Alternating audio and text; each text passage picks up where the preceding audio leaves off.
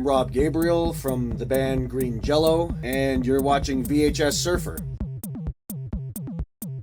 I've been collecting VHS tapes since I was a kid. My parents, they wouldn't buy tapes, but they would buy blank tapes, and they bought 2 VCRs, and they would hook the 2 VCRs up together. I guess worked out a deal with some guy that ran a satellite shop locally, and they hooked them up with satellite, and then gave them like that free hookup thing where they could watch any pay-per-view movie, and they would tape everything, and they had walls and walls of VHS tapes, you know, labels on them. And, you know, one tape would have like 3 or 4 movies on it, so that's kind of where that started. I became, you know, just obsessed with movies and how they're done. You know, like anyone, I enjoyed trips to the video store. When I got old enough, the first job I thought of is I want to work at the video store. Anyway, I went there, I gave them a resume, and got the job. Worked there for, you know, off and on for about 4 years, and started really collecting tapes at that point. When everything transitioned over to DVD, they started purging their VHS, and I just bought up as much as I could. I didn't have a lot of money at the time. When I left was about maybe 18, 19 years old, something like that. They started purging their VHS.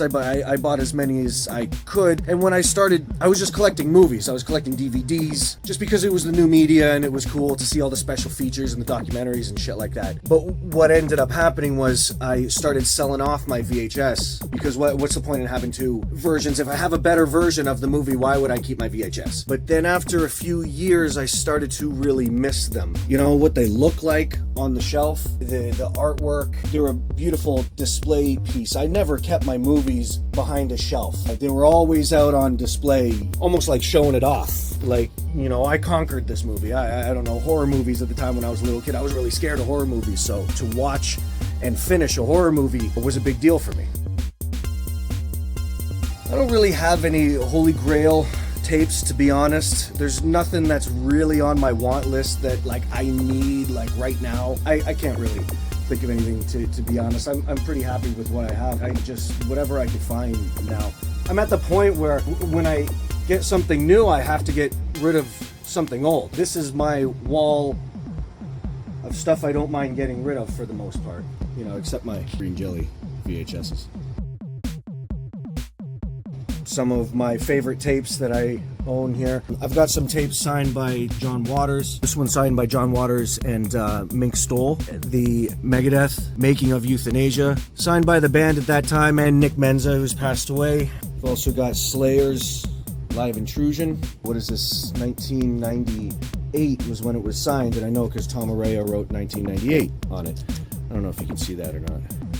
I watched the hell out of these tapes, so to get them signed was, you know, pretty neat. I didn't get anything else signed, I just wanted my VHS signed. That's what meant the most to me. I wore the hell out of these tapes. Doom Generation, I really like Peter Jackson films. Bad Taste, Dead Alive. This one's a screener with a flap. I don't know, I don't really like collect VCDs, video CDs, but, you know, that was cool. My Trauma collection here, I don't have a great Trauma collection, but it's something. I should mention that my wife and I, we actually work for Trauma. This is all Trauma's merchandise right here, stacked up in my basement for conventions. We manage a convention booth for Trauma Entertainment. The Green Jelly 333, even though I'm in the band, it's not easy to get a hold of that tape. That is a really, really rare tape. This tape here is a really rare one. It's a shame it's a cut box, but it's an X rental, which means more to me. Even if I had a full box version, I would never get rid of this tape. This tape, like this actual tape in my hand right here, means a lot to me. I remember my cousin and I were trying to find out of my whole collection, what is the worst movie out of if someone were to say, what's the worst movie you've ever seen that you own? Go figure now, it's my favorite. Canadian film. It makes no sense. They filmed it and they didn't really like edit it in sequence. They just kind of filmed it and then plopped it all together and then released it. So the movie itself doesn't really make much sense. But as far as value goes, I don't really know. You know, I see the prices online of movies like Pieces or Video Dead or Troll, My Bloody Valentine.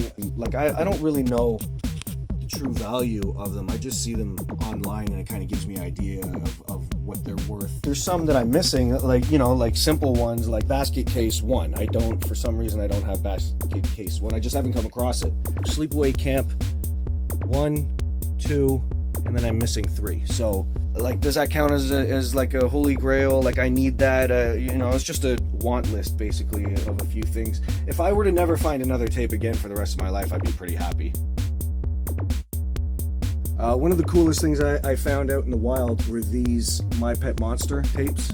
But these tapes are rad. I don't know if you've ever seen this live action video cassette of My Pet Monster. It really has nothing to do with the actual monster or the cartoon.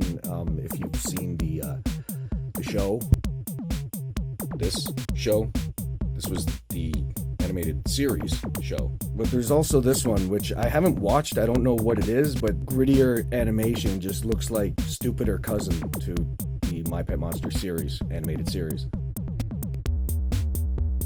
So admittedly, once I realized there was an actual VHS collecting community, I was on Facebook for years before I realized that there was an actual community. I think Instagram was really what made me realize how big the community is, and that there's people collecting hundreds of tapes like I was. I mean, I had hundreds and hundreds, but now, I'm at the point where I have thousands, and that's because of the tape trading community and the tape collecting community. It has its up and downs like any community, really, or any scene. But for the most part, my wife Kate and I, we've made some great friends, met some awesome people that really one of the only things we actually have in common are collecting tapes. And we travel for hours and hours just to go to VHS Fest at the Mahoning Inn or Shockstock in London, Ontario. Places like this where you just meet people that, like I said, you have that one thing in common. And the community just gets tighter and tighter and bigger and bigger.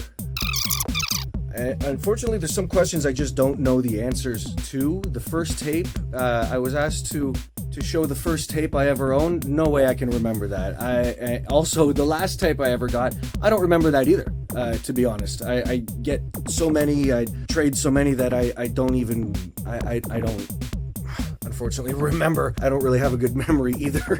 Most tape traders would probably laugh at me when I say this, but I don't watch my tapes unless I need to. If there's a movie that I really want to see and I can't find it online because I pirate most of my stuff, and I can't find a DVD version of it or something, or a different version, I will watch my tape. I'll risk it, but I'm kind of afraid to watch my tapes just because they're fragile. You don't know what's going to happen to them. Plus, I have copies of everything. Most of these movies are available either on YouTube or through torrents or Netflix, and a lot of people collect because there's the odd movie like Things, like I was talking about.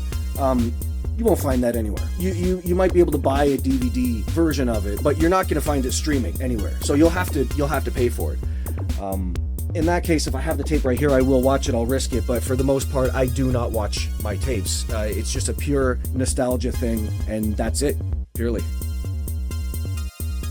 So this is my movie. I wrote, directed, starred, produced, blah, blah, blah, all that stuff. Released it on VHS. I printed these myself, packaged them, sent them myself, did all the artwork, yada, yada, yada. I was a super fan of Green Jello. Green Jello is how you pronounce it. They started in 1981.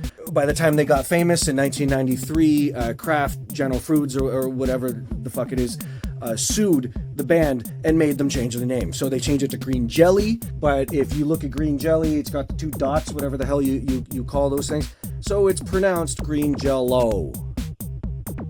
So now you know. I joined the band in 2012. I was a super fan before that, and when I joined, they hadn't had a release in a long time, especially videos. So I came up with the idea to do a Kickstarter in 2015, I believe, and then the film came out in 2016. It's a documentary. Right now, because of the quarantine, it's available on YouTube for free. You might have to find me on Instagram and send me a message for that link, though, because I think it's a hidden link, but it is free. You can watch it for free.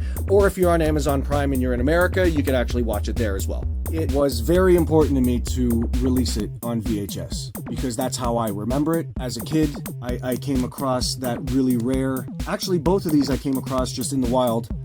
This sealed version here and the other sealed versions I bought off of eBay, but this was when I was a fan before I was actually in the band. But those are 2 tapes that I found out in the wild. But yeah, it was important to me to release the film on VHS just as a fan of nostalgia, a fan of the band. I just thought it would be neat to have that. So I made it so I can have it. As you can see, I don't have a tape collecting problem. I just have a collecting problem. I have an issue where if I get one thing out of the series, I gotta have the whole series, and then it just fucking snowballs from there, right? So that's basically my issue. The nostalgia thing, that's why I love the VHS. I mean, clearly, I like my Blu-ray and DVD and whatever. I also collect CED, a Laserdisc, 16mm porn. But who's ever gonna watch that? Why would I need that? But I saw it and, I don't know, had to have it. Tell me. I don't know. I've got the original Toxic Crusaders Nintendo game signed by Lloyd Kaufman, Gremlin. I don't collect to impress anyone, and I don't collect for any specific reason. It just makes me feel good. It's like, why would you get that nice car? Why? I don't know. It just makes me feel good. This here is a screen-used prop from the remake of RoboCop from 2014. It's a full-size EM208. I drove 8 hours from Toronto to Chicago to pick it up and then drove 8 hours back, no stop. I bought it on auction. Why? I don't know. I like RoboCop. And just to take you away from the VHS for a second, that's one of my more prized possessions, is my Japanese Laserdisc of RoboCop, the original, signed by Peter Weller, who I met last year. Animation cell from Butthead. It's one of a kind. My Pee-wee collection. This was actually my wife's when she was a kid, and then all these tapes I just found over time, thrift stores. I know this is one of my favorite possessions here, signed by Howard Stern and his wife Beth Stern. I know that's got nothing to do with anything, but fuck you, it's cool.